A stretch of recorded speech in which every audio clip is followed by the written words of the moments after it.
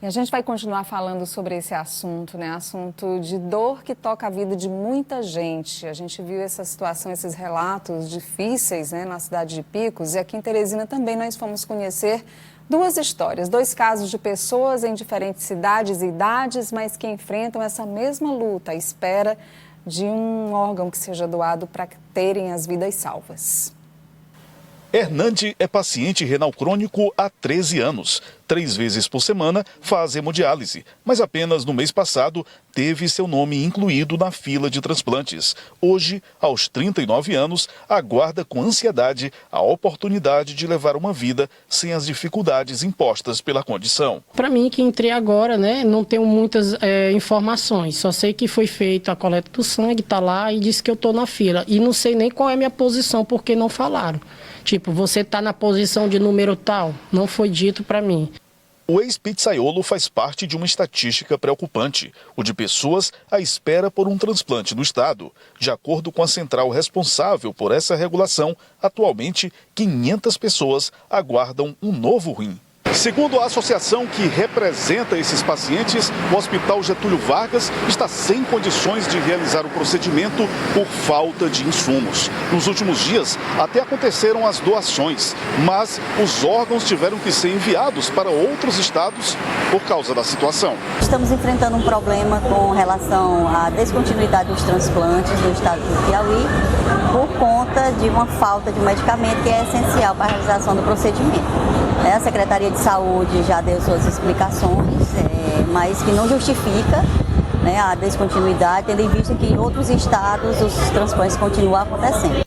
Há 7 meses, o policial militar Oliveira Nunes de Souza Neto, de 50 anos, passou a enfrentar o mesmo drama, quando descobriu que tinha insuficiência renal e, desde então, além de fazer hemodiálise, também entrou na fila de espera por um transplante de rim e apela para a sensibilidade de prováveis doadores.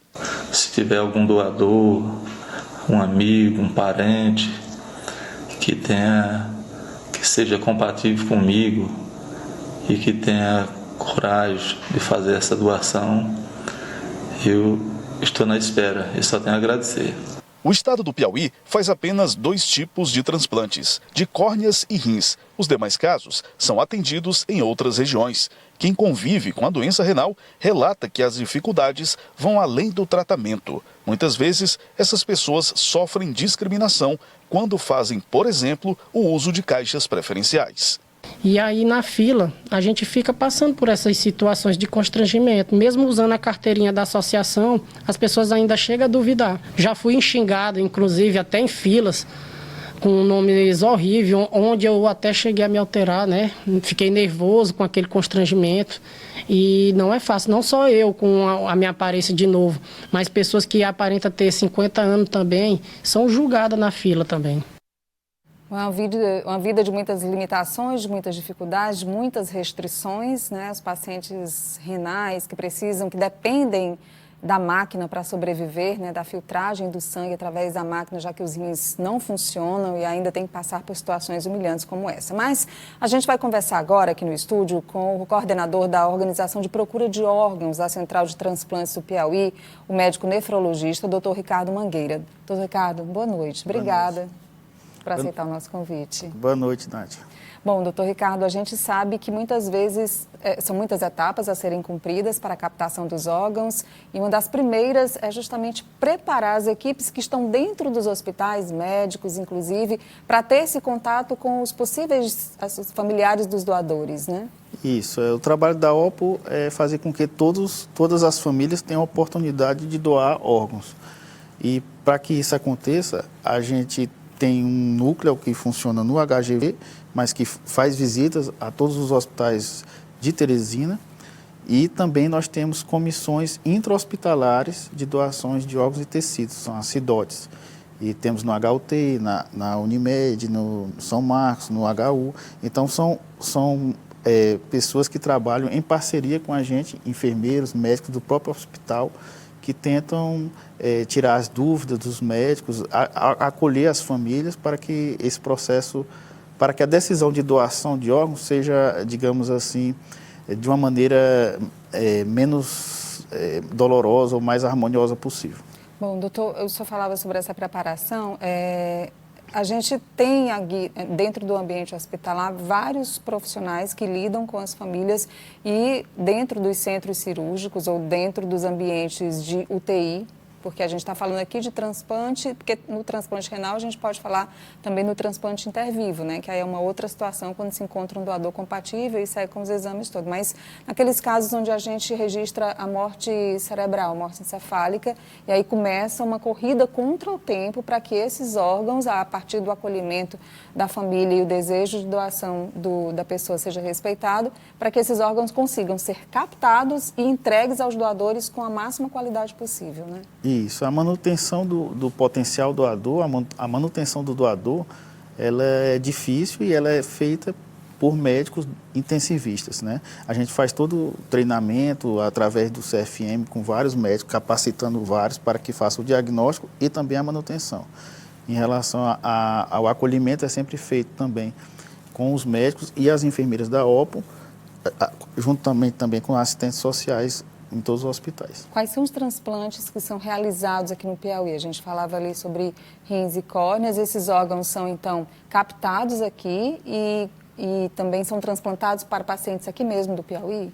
Sim, então, assim, rins, o que a gente consegue captar hoje são rins, córneas e fígado. O fígado não é transplantado aqui, a gente só consegue captar e a gente fornece ao Sistema Nacional de Transplante e eles orientam para onde deve o fígado ir. Geralmente vai para Fortaleza, na maioria das vezes, mas também vai para outros estados.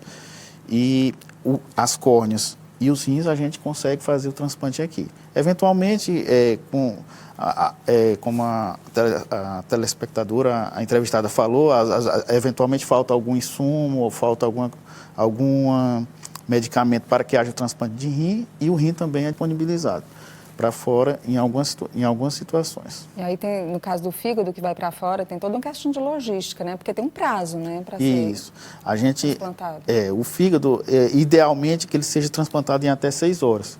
Então, a SNT tem organizar toda a logística de voo, da próprio transporte no local onde ele vai chegar, para que o fígado seja retirado aqui e seja implantado em outro paciente em até 6 horas. Em muitos momentos se questionava sobre essa questão da fila, né? A prioridade da fila. Então, como é definida essa prioridade para a recepção dos órgãos? Então, a fila, ela depende de cada órgão. Por exemplo, a fila para as córneas, ela é uma fila cronológica. A fila das córneas no Piauí já foi de 6 anos e foi melhorando. Hoje está em torno de 11 meses. Então, a pessoa entra na fila, demora 11 meses para receber uma córnea. A gente quer reduzir para em torno de 4 meses esse tempo. Já em relação ao rim, é por compatibilidade. Então, é colhido o sangue do doador e feito um ranking. E, às vezes, a pessoa, para um rim, pode estar em segundo na fila, para o outro rim pode estar em 10º, para o outro estar em 100º, enfim. Esse ranking muda de acordo com o rim que a pessoa vai receber. E para o fígado é por gravidade. Tem um critério chamado MELD, que vai avaliar vários aspectos do paciente e quanto mais grave ele tiver, maior é a chance dele ser o primeiro da fila. A gente falava aqui sobre o acolhimento das famílias, doutor Ricardo. Agora, é importante também dizer que não basta apenas o doador expressar em vida. É preciso que, naquele momento, a família autorize as doações? Isso. A nossa taxa de aceite de doação de órgãos está em torno de 40%. Já foi menor do que isso, já foi em torno de 20%, vem aumentando. Mas é preciso que as pessoas, quem vai doar os órgãos são os entes que estão vivos, né? São os parentes de primeiro grau. Então, esses parentes é que vão decidir sobre a doação. Não adianta nem a pessoa colocar num documento que não é doador, nem que é doador. Na verdade, o ideal é que todos discutam em casa, todas as pessoas façam essas reflexões e já possam dizer se é ou não doadora, para que na hora de uma entrevista como essa, as pessoas que vão decidir já fiquem mais confortáveis na decisão.